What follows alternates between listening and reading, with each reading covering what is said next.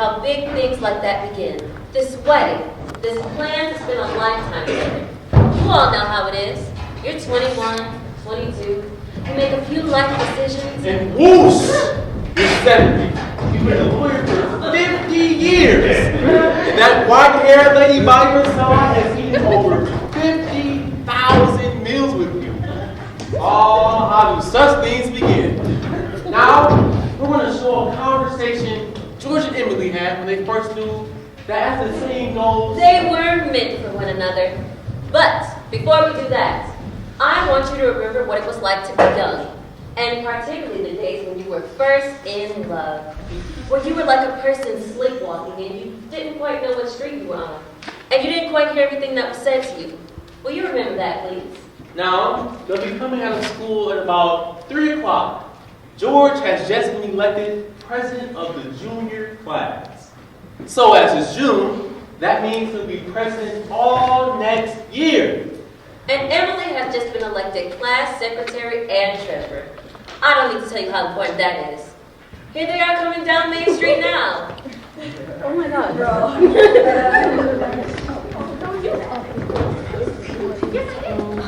I can't believe I'm about to go home.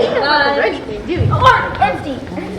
What time is that? Isn't that big for the worst thing? Tell everybody you have to. Goodbye, Helen. Goodbye, Fred. Hey, Emily, can I hear you put song for you?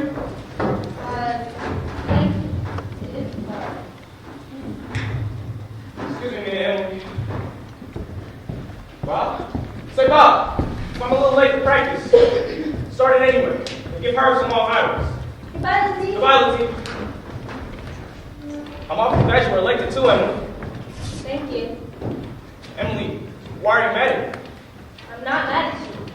You've been treating me so funny lately. Well, since you asked, I might as well stay right out, George. Goodbye, Mr. Goodbye, Mr. Gorham. Goodbye, Emily. Goodbye, George. What is it? I don't like the whole change that's come over you. I'm sorry if that hurts your feelings, but I've got to tell the truth and shame the devil. A change? What do you mean?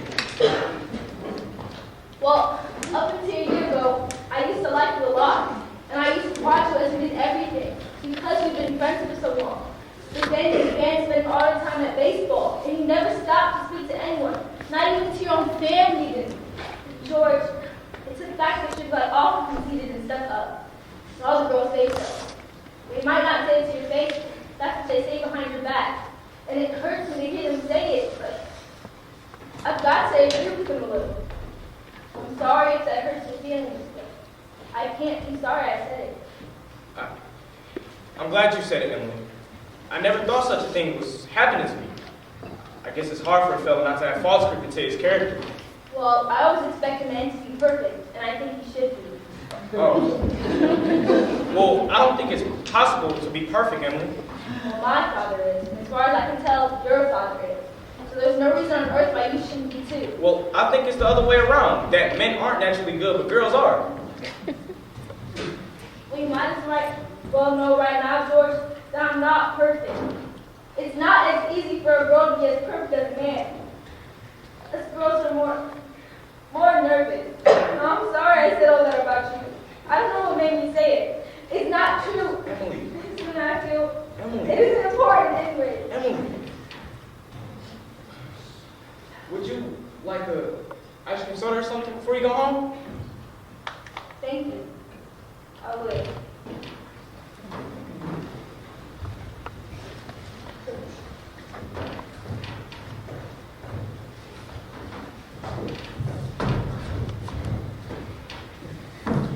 Well, hello, Stu. How are you?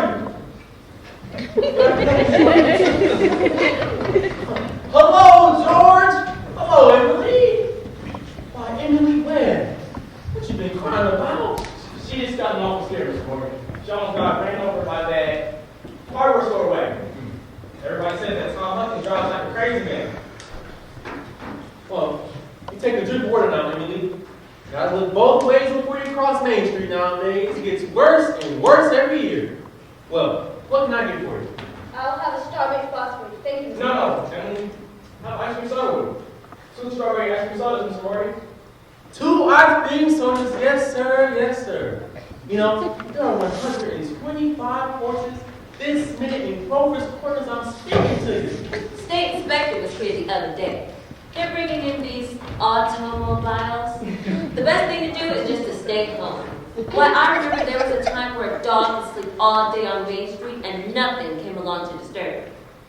There they are. Enjoy. Yes, Miss Sellers. It's so expensive. No, Emily, don't you think that? We're celebrating our election. And you know what else I'm celebrating? No. I'm celebrating because I got a friend who tells me all the things that I want to be told to me. George, please don't think of that. I don't know what made me say it. It's not true. Listen, Emily, I'm glad you spoke to me like you did. But you'll see, I'm going to change so quick, you bet I'm going to change. And Emily, I want to ask you a favor. What? If I do go away to state agriculture college next year, would you write me a letter once in a while? I certainly will. I certainly will, George. It certainly seems to be away for years. You can get out of touch with it. Maybe letters from Grover's Corners wouldn't be so interesting after a while. Grover's Corners is not an important place for you to go in New Hampshire, but it's a lovely town. The day will come when I won't want to know everything that's happening here. I know that's true, Emily. Well, I'll try to make my letters interesting then. Yeah. But you see, whenever I meet a farmer, I ask him if it's important to go to agriculture school to be a good farmer. Why, George? Yeah, most of them say it's even a waste of time. You can get all those things anyway out of the pamphlets the government sends out. My!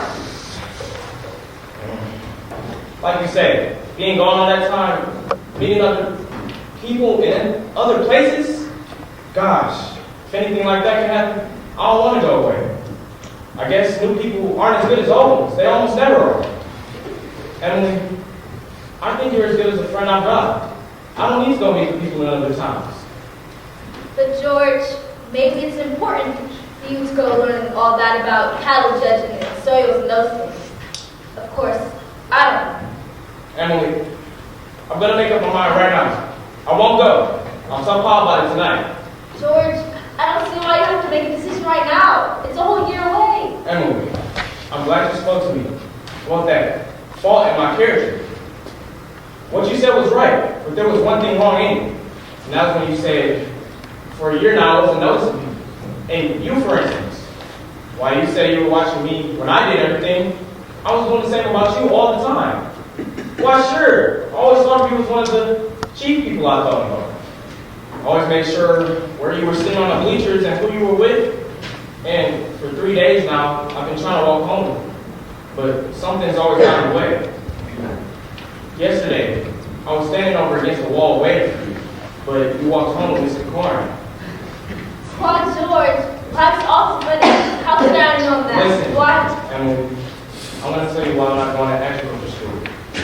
I feel once you find a person you're very fond of, I mean, a person that's very fond of you too, and likes you enough to be interested in your character, well, I think that's just as important as college, and maybe even more so.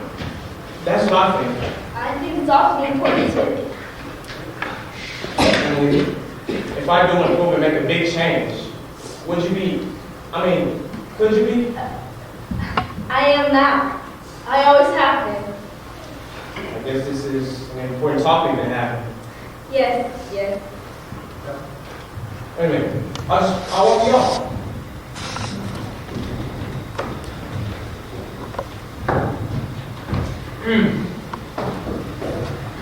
Mr. Morgan, I have to go home and get the money to pay for this. You mean to tell me? Yes, but I have to leave Mr. Morgan. Look, you're not going to watch and keep until I come back with the money. That's okay, George. I trust you. I'll be back in 5 minutes. Is that all over your shop, Emily? Yes, I'm fine now. Thank you, Mr. Morgan. I'm ready.